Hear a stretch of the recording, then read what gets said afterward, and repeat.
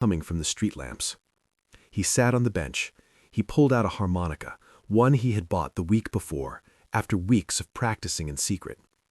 He didn't play well, but he didn't need to play well. He needed to play. He put the harmonica to his lips and played the only song he knew, a simple, mournful melody that Leonard used to play on the same bench in the same park on nights when the world felt too heavy. The notes drifted into the cold air. A homeless man sleeping on a nearby bench stirred, listened for a moment, then went back to sleep. A taxi passed on Broadway, its headlights sweeping across the park. When Marcus finished, he sat in silence. He felt Leonard's presence, not as a ghost, but as a memory, a reminder that one person could change another person's life without ever knowing the full impact. He put the harmonica in his pocket. He stood up, and he walked to the subway, ready to face another day. That afternoon, he received a package in the mail. It was from Teresa. Inside was Leonard's duct-taped notebook, the one he had carried everywhere, the one filled with lessons and reflections and fragments of his life. He opened it. The first page read, "If you're reading this, I'm gone. Don't be sad. Be useful. Teach someone what I taught you, and remember, the mountain doesn't flinch." Marcus smiled. He turned the page, and he began to read.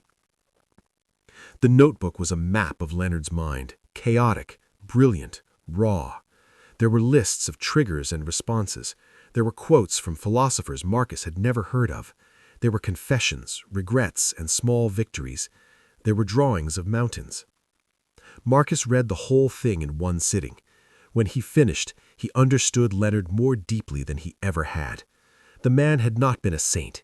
He had been a warrior, fighting his own demons every day, losing sometimes, winning sometimes, but never giving up.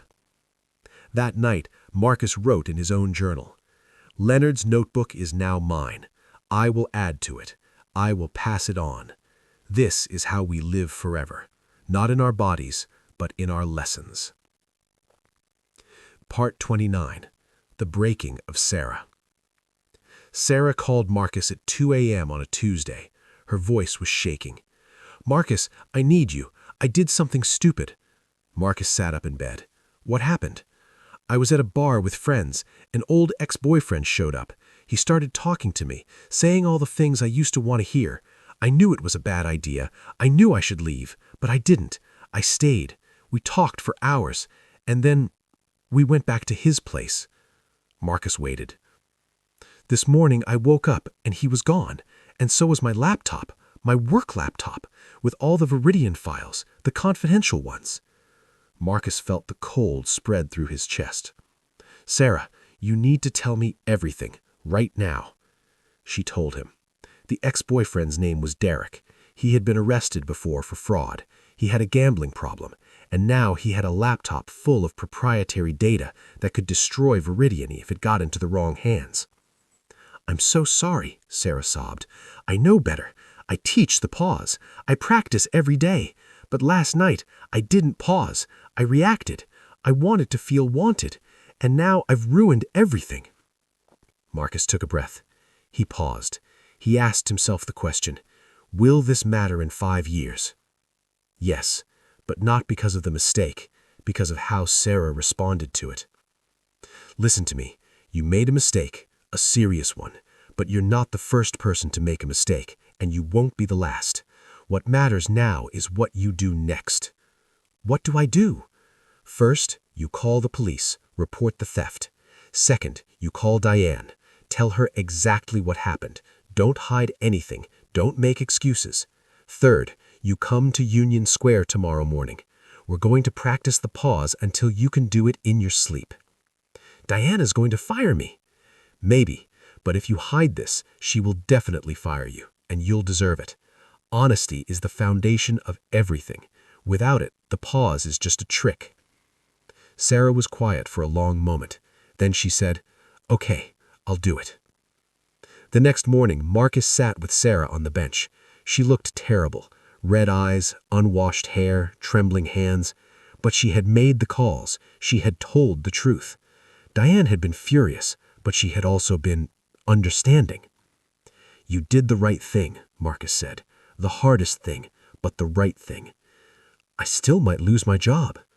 "Maybe, but you won't lose yourself. That's the difference between the old you and the new you. The old you would have hidden this, lied, tried to cover it up. The new you faced it. That's growth." Sarah looked at him. "How do you stay so calm, even now, even after everything I did?" Marcus thought about Leonard, about the elevator, about the blackmail, about all the times he had wanted to react and had chosen to pause. "Because I've learned that panic doesn't help, anger doesn't help, blame doesn't help. Only action helps. Clear, honest, deliberate action. That's what the pause is for, to give you the space to choose the right action." Sarah nodded slowly. "I want to be like you." "No, you want to be like yourself, the best version of yourself. That's what Leonard taught me, and that's what I'm teaching you." They practiced the pause for an hour. By the end, Sarah was still scared, still ashamed, but she was no longer crumbling. She was standing. The police recovered the laptop 3 days later. Derek had tried to sell the data to a competitor, but the competitor had called the police instead. He was arrested. Sarah was not charged, but she was put on probation at work. Diane kept her on, but demoted her to a junior role. Sarah accepted the demotion without complaint. She told Marcus, "I deserve this, and I'll earn my way back." Marcus smiled. That's the mountain talking. Part 30. The Wedding of Sarah. 2 years after the laptop incident, Marcus received an invitation to Sarah's wedding. She was marrying a man named David, a high school history teacher, patient and kind, the opposite of Derek in every way. The wedding was small, held in a garden in Brooklyn on a perfect June afternoon. Marcus sat in the front row, next to Teresa. Julian was there, with Elena and their new baby. Diane came, looking uncomfortable in a floral dress. Even Victor showed up. He and Marcus had developed an unlikely friendship over the past year, bonded by their shared connection to Leonard. Sarah walked down the aisle in a simple white dress. Her face was calm, her eyes bright. When she reached the altar, she looked at Marcus and smiled. The ceremony was short. The reception was longer. Marcus gave a toast. "Sarah taught me something important. She taught me that the pause isn't about being perfect. It's about getting back up when you fall. She fell. Hard. But she got back up, and she kept getting back up.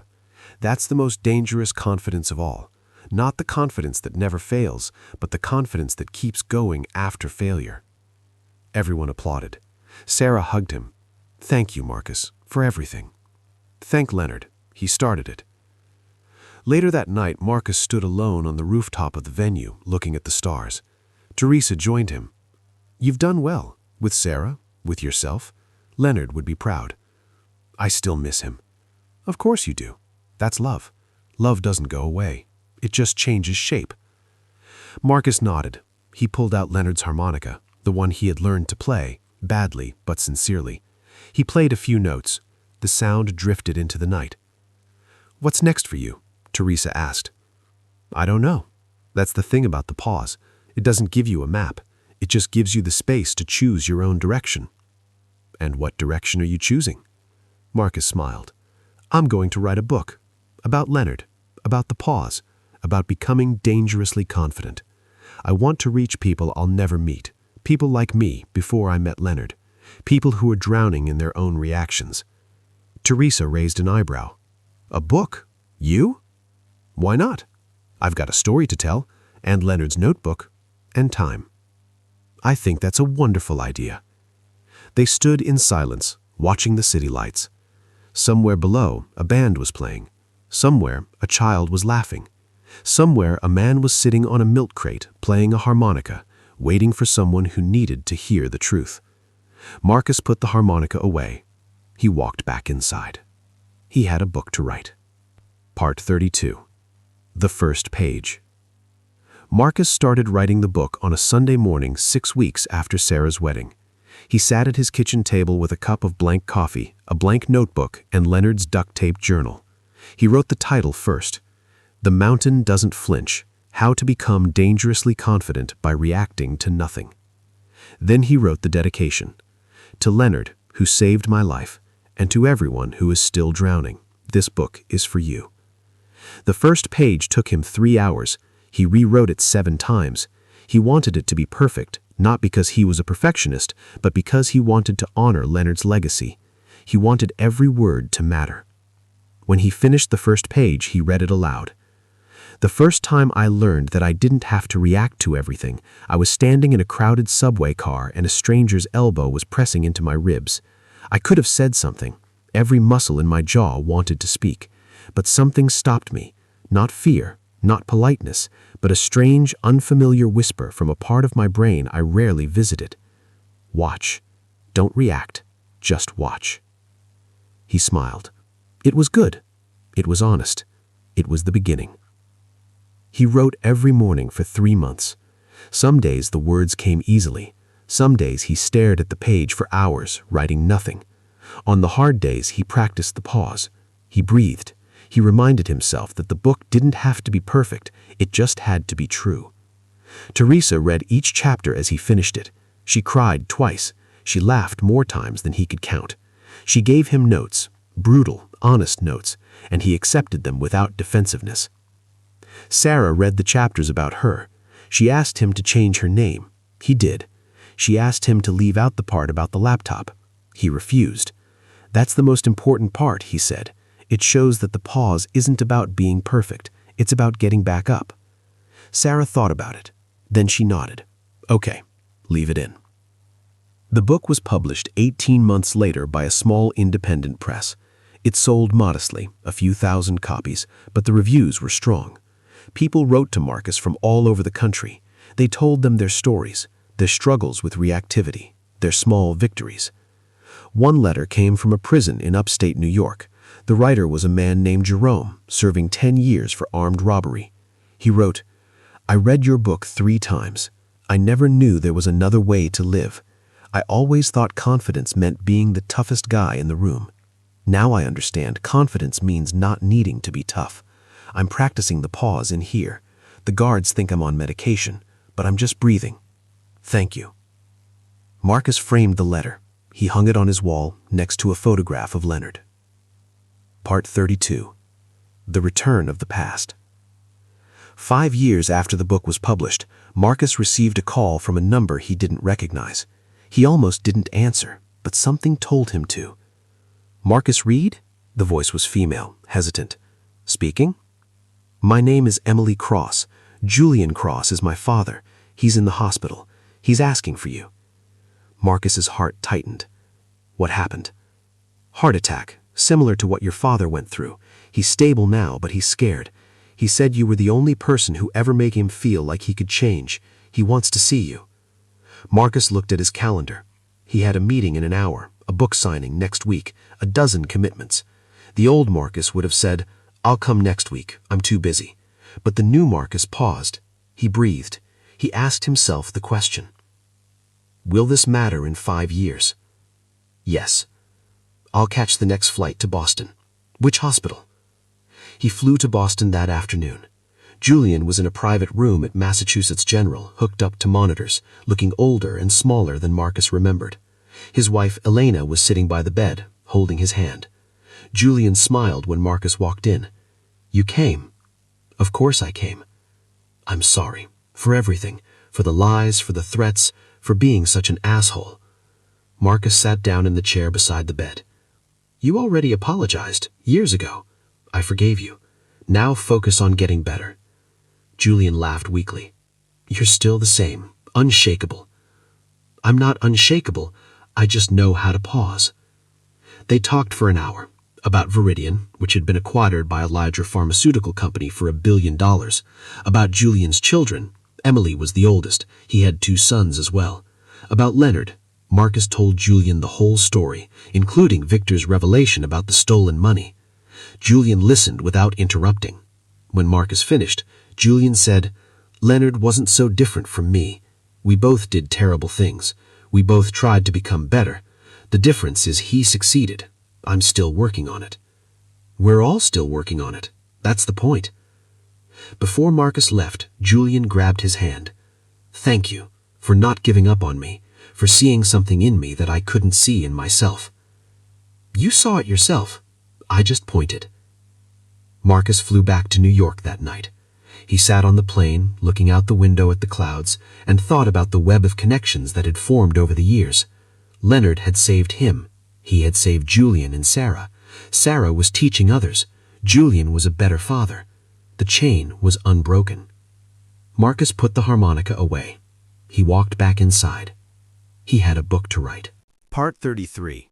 The Last Lesson. Marcus was 52 years old when Teresa called him with the news. She had been diagnosed with pancreatic cancer, stage 4, inoperable. "I have 6 months," she said, "maybe less." Marcus felt the grief rise, the same grief he had felt when Leonard died, but this time he did not suppress it. He let it fill him. He let it break him, just a little. Then he paused. He breathed. He asked the question, "Will this matter in 5 years?" "Yes. Forever." "I'm coming to see you," he said, "today." Teresa was living in a small apartment in Brooklyn on the top floor of a walk-up building. She had decorated the walls with photographs: Leonard, Marcus, Sarah, people Marcus didn't recognize. There was a copy of his book on her nightstand, worn and dog-eared. They sat on her couch, looking out the window at the Manhattan skyline. "I'm not afraid to die," Teresa said. "I've made peace with it. But I'm afraid of leaving things unfinished." "What things?" "You, Sarah, the work. Leonard and I started something. You've carried it further than we ever could, but I want to make sure it doesn't end with you." "It won't. Sarah is already teaching. I'm still writing. The book is reaching people I'll never meet." Teresa nodded. "I know. That's why I'm not afraid. But I wanted to tell you something. Something I've never told anyone."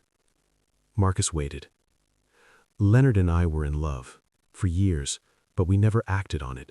We were both too broken, too afraid. By the time we were ready, it was too late. He was sick, and then he was gone." Teresa's voice cracked. "I've spent the last 10 years regretting that.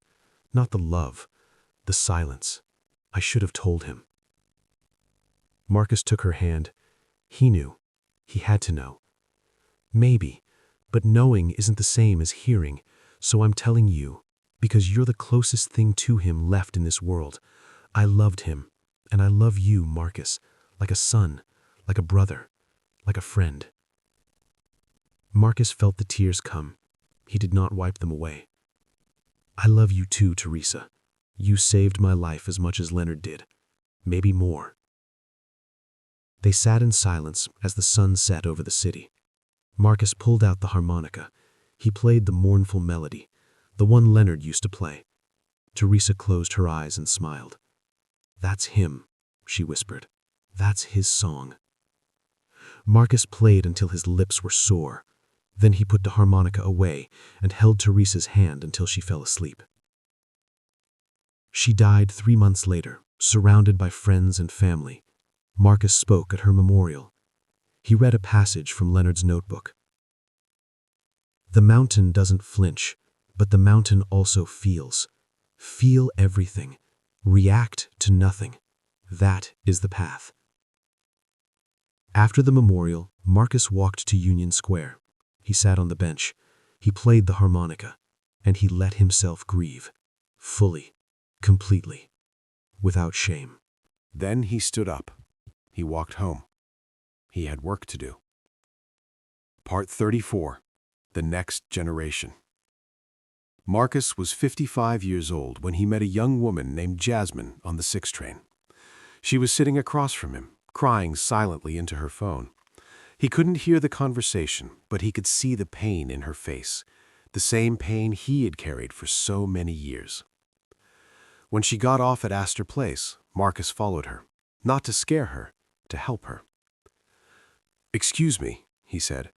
"I don't mean to intrude, but I saw you crying. I've been there. If you want to talk, there's a bench in Union Square.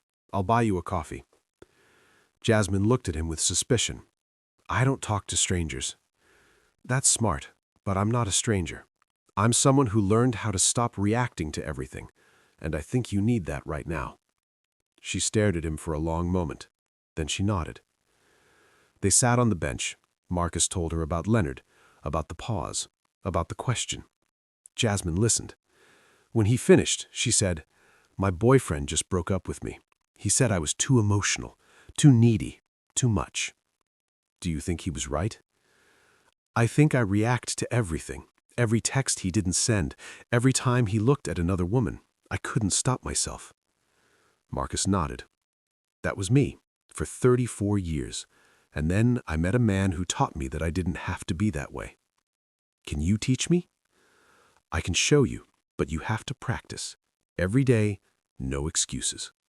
Jasmine agreed. Marcus taught her the breathing. He taught her the question. He gave her a copy of his book, and he told her to come back to the bench every Saturday at 9 a.m. She came, week after week, month after month. She fell sometimes, reacted to a rude coworker, sent a text she regretted, cried in the bathroom. But she kept coming back. She kept practicing. After a year, Jasmine told Marcus, "I'm not the same person. I still feel things, but I don't let them control me." "Thank you." Marcus smiled. "Don't thank me. Thank Leonard. And then go teach someone else." Jasmine nodded. "I will." Marcus watched her walk away. He pulled out the harmonica. He played the melody, and he thought about the chain. Leonard to him to Sarah, Sarah to others, him to Jasmine. It would never end. It would keep growing, branching out, touching lives he would never know. That was the real legacy. Not the book, not the promotions, not the money. The lives. Part 35. The Mountain at Sunset. Marcus was 68 years old when he returned to Union Square for the last time. He had retired from the hedge fund 5 years ago. His father had passed away peacefully at 83. His mother had followed a year later, holding Marcus's hand. Sarah was now a senior partner at a different firm, known for her calm under pressure. Jasmine was teaching the pause to at-risk youth in the Bronx. Julian had died 2 years ago, but not before reconciling with his oldest son. The park had changed. The benches were new.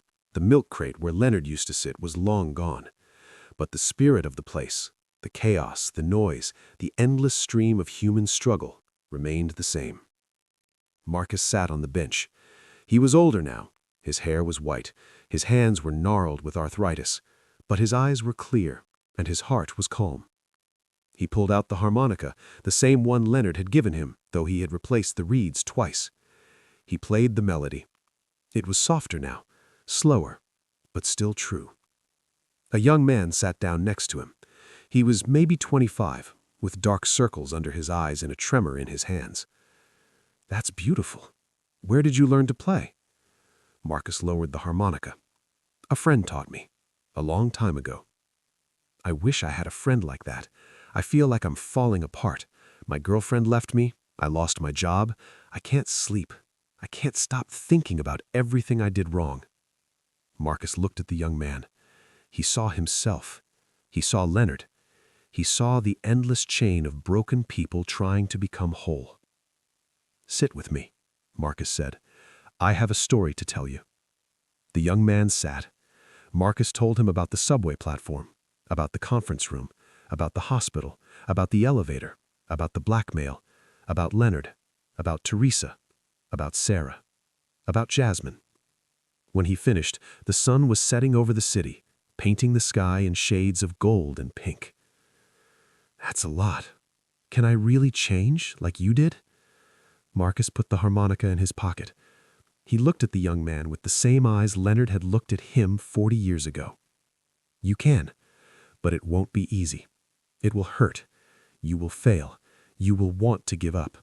But if you keep going, if you practice the pause every day, if you ask yourself what matters, if you choose your responses instead of being controlled by them, you will become someone you don't recognize, someone stronger, someone calmer, someone dangerously confident." "Can you teach me?" Marcus smiled. It was the same smile Leonard had given him all those years ago. "Come back tomorrow. Same time. I'll tell you the first step, but only if you promise to do one thing between now and then. Anything. Someone will do something that makes you want to react. A rude comment, a delayed text, a memory that stings. And when that happens, you're going to do nothing. You're going to breathe, and you're going to ask yourself, will this matter in 5 years? Can you do that? The young man nodded. I can try. Marcus shook his head. No. Trying is for people who are preparing to fail. You will either do it or you won't. There is no try. The young man took a breath. I will do it. Marcus stood up. He patted the young man on the shoulder. Good. I'll see you tomorrow. He walked away from the bench towards the subway. He did not look back. He didn't need to. The chain was unbroken. Leonard's legacy would live on, through him, through Sarah, through Jasmine, through this young man whose name he didn't even know yet. He descended the stairs into the subway.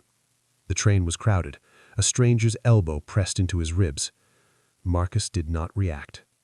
He just smiled. The mountain doesn't flinch.